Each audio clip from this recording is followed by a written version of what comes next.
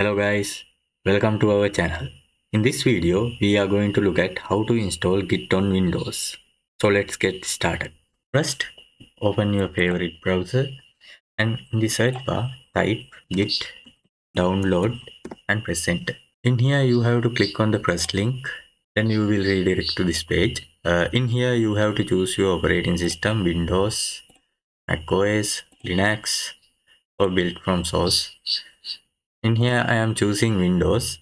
In here I am going to choose x64. If you are using ARM, you have to choose the second option. So I am proceed with the first option. Once you click on it, the download process will begin. So you can see the download process is happening. I am going to close this because I have already downloaded it, and also I am going to close the browser. So here is the Git setup I have already downloaded.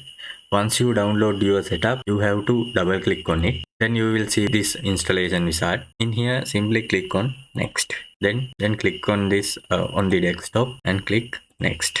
Keep this as default one and click on next. Keep this also default one. Let it decide and click on next. Keep this also default one and click on next. Here bundled open SSH is okay, so simply click on next. Keep this also as default one. In here also the default one is okay. Click on next. Click next in this option also. Keep this also in the default way and click next. In here also keep the default one and click on next. In here simply click on install. Now the installation has started. This can take several minutes based on your computer's performance.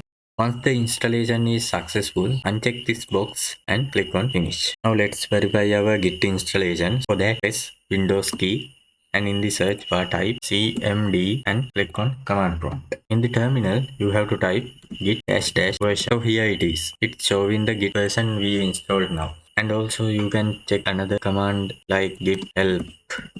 So this is also working. That proves our installation is successful. So this is the end of our video. If you found this video helpful, don't forget to like the video and subscribe to our channel. Thank you.